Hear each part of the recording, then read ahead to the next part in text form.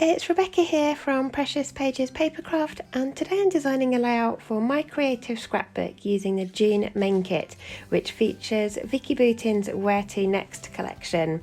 There's a couple of bits of Echo Park in there, but it is mainly the Vicki Boutin collection, which is lovely. And it's mainly a kind of travel or holiday themed collection. So I'm using it for some holiday photos, but I haven't done a lot of travelling since my little boy was born. In fact, I've not left the UK since he was born 6 years ago. So I don't have many travel photos to scrap, but I do have some holiday snaps. And the photo I'm scrapping today isn't either. It's just a day out I had with my little boy. But this collection worked really well with that as well. So you can use it for non-travel projects and photos as well. So I started off with two large hexagons cut from two of the patterned papers, and I used my silhouette to cut these because I am useless at freehand drawing hexagons. So I've used my silhouette, cut those out, and now I'm going to add some machine stitching around the edge, and I actually add 2 rows of stitching that kind of overlap in places just to bring in a little bit more texture, and also it hides the fact that I generally can't stitch in a straight line, so I sometimes end up with wonky lines, and I find that going around a couple of times makes it look more intentional. So it's a good trick there for hiding your stitching if you can't do it perfectly neat. And then I'm just securing those threads on the back there, and I'm going to layer these on the centre of my page with a layer of craft foam behind them. Now this is really cheap craft foam that I buy from Amazon. Generally the sheets are 3mm deep, but occasionally I'll get a pack like this one where there's a couple of sheets that are nowhere near that and they're really thin, but they're perfect for things like this where I want to add some dimension but I don't want it to be too dimensional, and where I'm adding a lot of foam on this thinner sheet works really well. So I've added a layer behind both hexagons, and I'm going to get that stuck on the centre of my layout. And then I will add a thicker sheet of foam behind my photo just to help pop that up from everything else and keep it the focal point. Now I'm going to have my photo over to the left of those hexagons, mainly because of the position my little boy's in.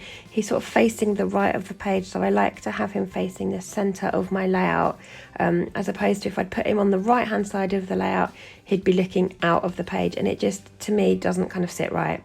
So he's going to go over onto the left, and then I'm going to embellish diagonally through those hexagons with some florals. Now these florals have been fussy cut from one of the patterned papers in the kit. So I just layered those up in between those hexagons, and I'm going to bring in some smaller ones as well. Now in the die cut pack with this kit you get quite a few little bits that you could use as titles, and there's a couple of these ones that are like lovely colourful words, but they were a little bit too pale for me compared to all the other colours I'm bringing in this page. They were just a bit too pale, so I've raided my son's stash of felt tip pens and I've just tried to colour match the letters, and I'm going over those with some felt tips just to make them a bit more vivid and brighter. Now I don't know how this will hold up in years to come. It might find that I pull this layout out in 5 years time and this has completely faded, but as it's not going to be in direct sunlight, I'm hoping it won't. But really easy there, just I've coloured over those and it just kind of fits better with the page now. I've got loads of lovely vivid and bright coloured florals. I'm going to bring in some tags as well, which are going to have lovely bright colours, so I just wanted my title to match. So it's a little trick there for you. If they're not working for you, just use some felt tip pens, or if you've got some Sharpie markers or alcohol ink markers, mermaid markers, anything like that, just to brighten up those die cuts. And at this point I'm quite happy with where I've situated things, especially these larger pieces. I know I'm not going to move those around, so I'm going to commit and get those stuck down with some foam behind them. Brings in some more dimension to the page, and it also means I can curl the edges of the leaves and flowers up, just to make them a bit more realistic and bring in some texture. So again, just using foam behind that. And this kit also has a 12 by 12 sheet of butterflies, which I love. It always makes me happy when a collection has florals and butterflies in it. And this kit was no exception. So obviously I took my scissors to that sheet and I have fussy cut all of the butterflies out. And I've added 3 on this page. I've got 2 kind of full open butterflies, and then I've got one with its wings closed that I've just sat above my title with a little flower behind it. I just like to layer those in and nestle those in, and I only ever stick the body part of the butterfly down when the wings are open, so that I can fold the wings up and make them look more realistic, so it looks like the butterflies have just landed on my page. Obviously once that goes in an album they will get flattened out, but if I ever want to bring this album out to show people, or I decide I want to display it, I can sort of fold those those wings back up, and I love how those look on a page. There's also a sheet of 12 by 12 tags. Here it is. I'm just selecting a couple of those to nestle in behind my photo and create a few more layers and bring a bit more colour into the centre of the page.